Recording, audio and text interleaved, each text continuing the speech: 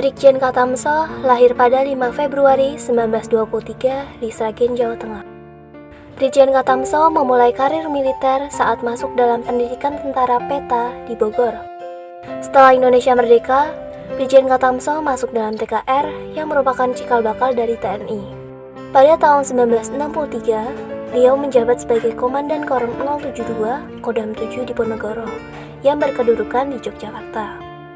Untuk menghadapi kegiatan PKI di daerah Solo, beliau aktif membina mahasiswa dengan pelatihan militer. Hingga pada tanggal 1 Oktober 1965 di Yogyakarta, di saat terjadi upaya kudeta oleh PKI dengan penculikan para jenderal di Jakarta. Gerakan 30 September pun berhasil menguasai Radio Republik Indonesia di Yogyakarta, markas 072, dan mengumumkan pembentukan Dewan Revolusi. Pada sore harinya, mereka menculik Komandan Korem 072, yakni Kolonel Katamso dan Letnan Kolonel Sugiono, yang merupakan kepala staf Korem. Keduanya dibawa ke daerah Kentungan dan dipukul dengan kunci mortar. Kemudian tubuhnya dimasukkan dalam sebuah lubang yang sudah disiapkan. Lubang tersebut kini dikenal dengan Lubang Buaya Yogyakarta.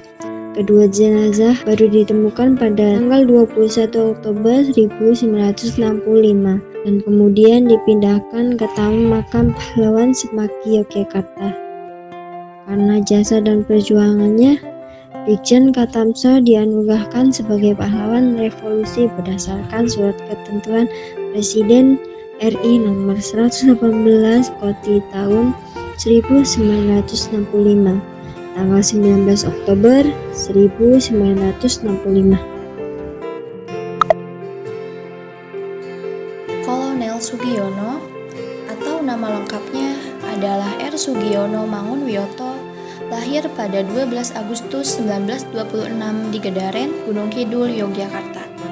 Kolonel Sugiono masuk dalam militer ketika mengikuti pendidikan di ketentaraan PETA atau Pembela Tanah Air. Setelah Indonesia merdeka, Kolonel Sugiono masuk dalam kemiliteran TKR di Yogyakarta. Ia mengawali karir menjadi ajudan komandan Brigade Ex-Letkol Soeharto. Pada tahun 1950, Kolonel Sugiono ikut serta dalam operasi militer di Sulawesi Selatan bersama pasukan Soeharto, dan pada tahun 1955, Kolonel Sugiono menjadi komandan Batalion Banteng Raider Semarang dan menjadi Kodim di Pati, lalu Yogyakarta, sekaligus Kepala Staf Korem Yogyakarta.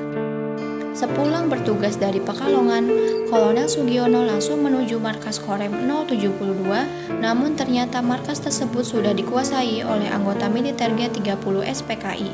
Kolonel Sugiono pun akhirnya menjadi target operasi yang dilakukan G30 SPKI. Akhirnya, Kolonel Sugiono ditangkap bersama Kolonel Katamso di Yogyakarta. Pada tanggal 21 Oktober 1965, jenazah Kolonel Sugiono ditemukan di Lubang Buaya Yogyakarta dan dianugerahi sebagai pahlawan revolusi.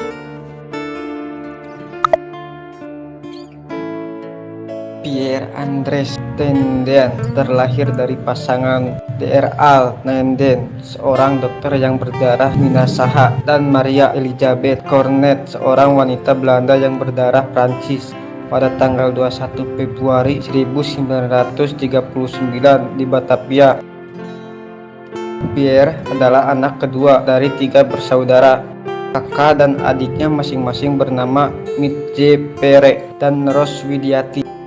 Tenden menyam sekolah dasar di Magelang, lalu melanjutkan SMP dan SMA di Semarang, tempat ayahnya bertugas. Sejak kecil ia sangat ingin menjadi tentara dan masuk akademi militer. Namun orang tuanya ingin ia menjadi seorang dokter seperti ayahnya atau seorang insinyur. Karena tekadnya yang kuat, ia pun berhasil bergabung dengan Akademi Teknik Angkatan Darat di Bandung pada tahun 1958. Sewaktu menjadi taruna, Pierre pernah ikut tugas praktik lapangan dalam operasi militer penumpasan pemberontakan pemerintah Revolusioner Republik Indonesia di Sumatera. Pada dini hari tanggal 1 Oktober 1965, pasukan Gerakan 30 September mendatangi rumah dinas Nasution dengan tujuan untuk menculiknya. Tendean yang sedang tidur di paviliun yang berada di samping rumah dinas Jenderal Nasution dibangunkan oleh putri sulung sang jenderal, yaitu Yanti Nasution. Setelah Yanti mendengar suara tembakan dan keributan yang luar biasa, Pierre pun segera berlari ke bagian depan rumah. Ia ditangkap oleh gerombolan G30S yang dipimpin oleh pembantu Letnan II Zaharuk. Gerombolan itu mengira Pierre Tendean sebagai Nasution karena kondisi rumah yang gelap. Nasution sendiri berhasil melarikan diri dengan melompati pagar. Tendean lalu dibawa ke sebuah rumah di daerah Lubang Buaya bersama 6 perwira tinggi lainnya, yaitu Sueprapto, Suetojo, dan Parman yang saat itu masih hidup, serta Ahmad Yani, D.I. Panjaitan, dan M.T. Harjono yang sudah terbunuh. Ia ditembak mati dan mayatnya dibuang ke sebuah sumur tua bersama 6 jasad perwira lainnya. Tendean bersama ke-6 perwira lainnya dimakamkan di Taman Makam Pahlawan Kalibata, Jakarta. Untuk menghargai jasa-jasanya, Tendean dianugerahi gelar Pahlawan Revolusi Indonesia pada tanggal 5 Oktober 1965 berdasarkan Surat Keputusan Presiden RI No. 111 KOTI tahun 1965. Pasca kematiannya, ia secara anumerta dipromosikan menjadi kapten.